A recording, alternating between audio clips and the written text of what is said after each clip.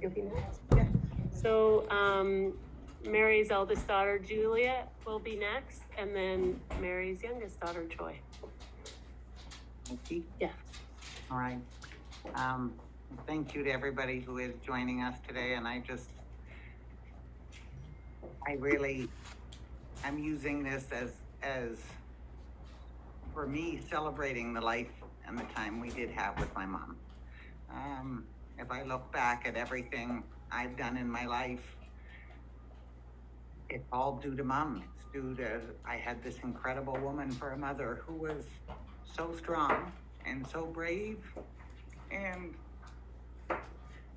so powerful that a little piece of her ended up in me, and her spirit ended up in me and my children and my grandchildren and for every one of my siblings. And I guess I am so grateful to have the mother I had and have all the time that I did have with her.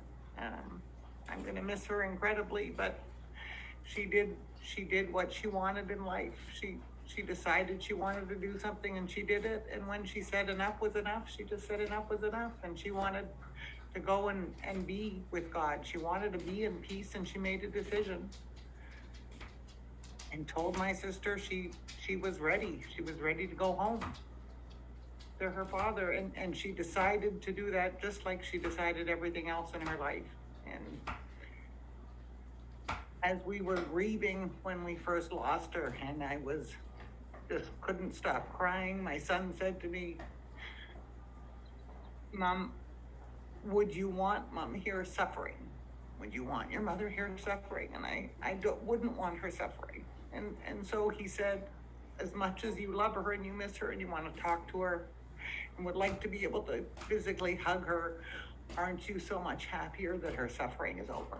And I think every time I feel overwhelmed by grief, that's what I just keep holding on to, that I wouldn't want her suffering anymore. She had an incredible life. She has left an unbelievable legacy.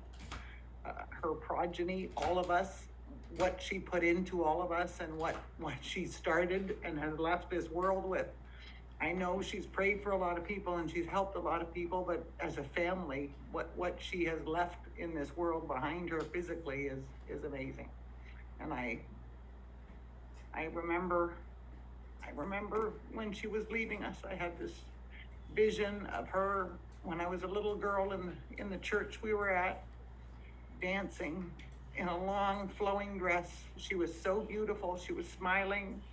She was tone deaf and she could never sing in key, but she was singing and she was shaking a tambourine and she was laughing and she was dancing up and down the aisles and she was just being a free spirit. And I felt that when she left us. I felt she was free to be rejoicing and praising and happy. I just want to thank you guys all for coming and remembering my mom and celebrating the incredible life she had, what she gave to us, and what she gave to everybody else who was close to her. That's it. Joy.